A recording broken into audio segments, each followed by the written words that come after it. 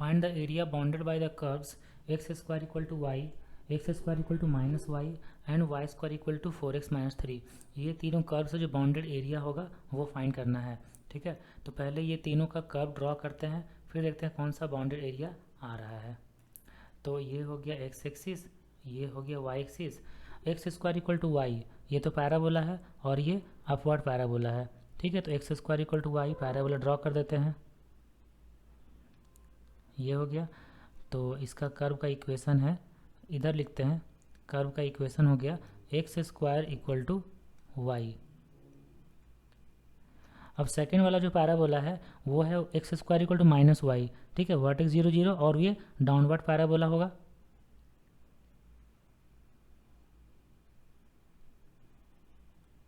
तो ऐसा कुछ बनेगा और इस पैराबोला का इक्वेशन है x square equal to minus y. अब देखो थर्ड वाला ये y square equal to 4x minus 3 है ना, यहाँ पे लिखते हैं, इसका वर्टेक्स कैलकुलेट करते हैं। Y square equal to 4x minus 3 है, तो y square equal to 4 into x minus 3/4 हो जाएगा। मतलब ये y square equal to 4ax type का पैराबोला है, राइट साइड ओपन होगा और इसका वर्टेक्स हो जाएगा 3/4, 0। ठीक है, 3/4, 0 वर्टेक्स हो जाएगा। इसके बाद अब देखो कि ये जो पैराबोला है ये राइट साइड होगा, मतलब इस टाइप के बनेगा। ये दोनों पैराबोला को कट करेगा या टच करेगा या फिर बिना टच किए ही क्रॉस कर जाएगा, ये चेक करना है। ये चेक करने के लिए हम इस पैराबोला को और इस पैराबोला को दोनों को सॉल्व करते हैं। ठीक है, तो ये दोनों पैराबोला को हम सॉल्व करते हैं, तो x square equal to y है और यहाँ पे y square equal to 4x minus 3 है। देखो y square equal to 4x minus 3 है और y का वैल्यू रख देंगे एक्स स्क्वायर, तो एक्स स्क्वायर का whole square equal to 4x minus 3, तो x टू दी पावर 4 होगा और ये माइनस 3 इधर आ जाएगा इक्वल टू 4x। देखो x इक्वल टू 1 अगर रखते हैं तो यहाँ पे 1 के पावर 4, 1 प्लस 3 4 और इधर भी 4, तो 1 सेटिस्फाई कर रहा है, तो इससे x का वैल्यू तो 1 आ गया। ठीक है, x का वैल्यू 1 आ गया, x का वैल्यू 1 यहाँ पे रखेंगे तो y का वैल्यू भी 1 मिल जाएगा। तो x equal to 1, y equal to 1 पे दोनों कर्व कट कर रहा है। अब देखना है कि इस पॉइंट पर कट कर रहा है या टच कर रहा है, क्योंकि x टू दी पावर 4 है ना, तो अभी तो हम लोग को एक ही वैल्यू मिल पा रहा है ऐसे देख के। तो अब x equal to 1, y equal to 1 पर दोनों कर्व का स्लोप निकालते हैं। तो अगर स्लोप सेम होगा टेंजेंट का तो इसका मतलब दोनों कर्व टच कर रहा है ना।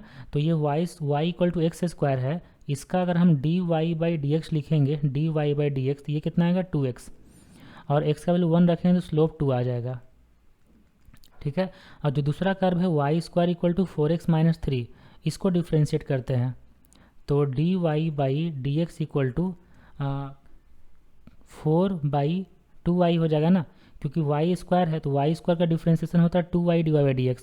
इधर 4x माइनस 3 है तो 4/2y हो गया और x का वैल्यू y का वैल्यू 1 रखेंगे तो 4/2 इंटू 1, तो 2 आ जाएगा ना, ये आ जाएगा m2। और देखो दोनों m1 जो m2 दोनों सेम है, इसका मतलब जो थर्ड पैराबोला होगा वो ये दोनों पैराबोला को टच कर रहा है। तो उस पैराबोला को हम ड्रॉ करेंगे, टच करने वाला पैराबोला जो दोनों पैराबोला को टच करेगा ऐसे।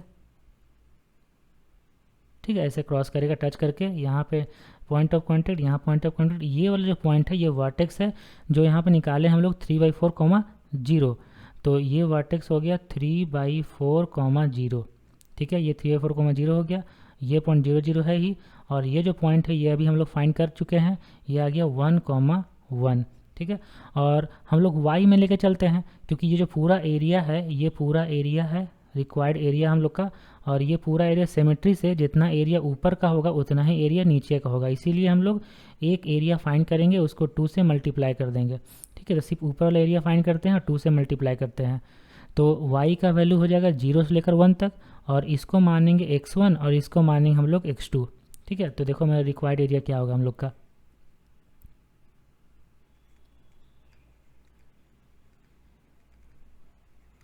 रिक्वायर्ड एरिया इक्वल टू हो जाएगा 0 से लेकर 1 तक, और dy लिखेंगे और यहाँ लिखेंगे x1 minus x2, x1 minus x2 of dy।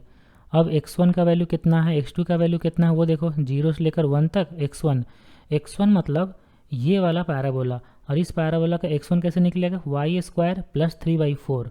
ठीक है, यहाँ लिखते हैं y square plus 3/4 minus x2, अब x2 मतलब ये वाला पैराबोला अपवर्ड, तो अपवर्ड पैराबोला से x2 निकालेंगे तो रूट अंडर y निकलेगा, तो लिख देते हैं रूट अंडर y।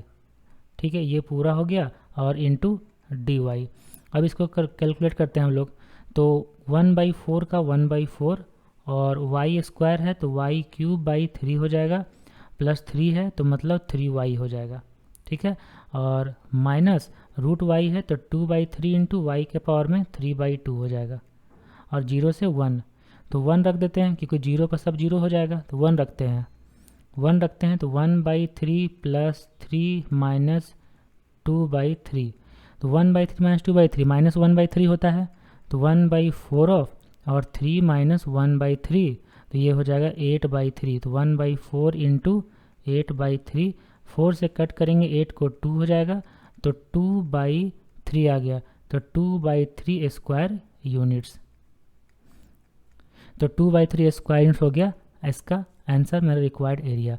इसको 2 से मल्टीप्लाई करना था ना, क्योंकि हम लोग 2 से मल्टीप्लाई नहीं किए हैं, तो यहाँ देखो 2 से मल्टीप्लाई भी करेंगे, ये 2 से यहाँ भी मल्टीप्लाई किए, यहाँ भी 2 से मल्टीप्लाई करेंगे, टोटल को 2 से मल्टीप्लाई करेंगे, है ना, क्योंकि हम लोग सिर्फ अभी एक एरिया, हाफ एरिया जो ऊपर वाला एरिया वो फाइंड किए हैं, 2 से मल्टीप्लाई करेंगे ना, तो यहाँ भी 2 से मल्टीप्लाई करेंगे, यहाँ भी 2 से मल्टीप्लाई करेंगे, 2 से मल्टीप्लाई करेंगे, तो एक्चुअली में 4/3 स्क्वायर यूनिट्स आ जाएगा। अच्छा, ये जो 4 है 1/4 ये पूरा हम बाहर ले लिए हैं, तो ये सिर्फ इसी के पास 1/4 होगा, इसलिए इसको थोड़ा मिटा के फिर से लिखते हैं। हाँ, तो यहाँ पे हो जाएगा 2 का 2, और अगर हम लोग इसका इंटीग्रेशन करेंगे तो वाई स्क्वायर है तो y³ बाई 3 इंटू 4 12 हो जाएगा, और प्लस 3y/4 हो जाएगा, माइनस 2/3 और वाई के पावर में 3/2 हो जाएगा, और 0 से लेकर 1 तक तो 1 ही रखते हैं क्योंकि 0 पर सब 0 ही हो जाएगा। 2 इंटू 1 अगर रखेंगे तो 1/12 प्लस 3/4 होगा, माइनस 2/3 हो जाएगा। ठीक है, और 2 का 2, अब इसका एलसीएम लेते हैं सबका, तो एलसीएम तो 12 आ जाएगा, तो ऊपर में 1 बचेगा, प्लस 9 बचेगा, माइनस 8। ठीक है, तो 9 प्लस 1 10, 10 माइनस 8 2, तो ये होगा 4/12 मतलब 1/3, तो 1/3 स्क्वायर यूनिट्स इसका आंसर हो जाएगा।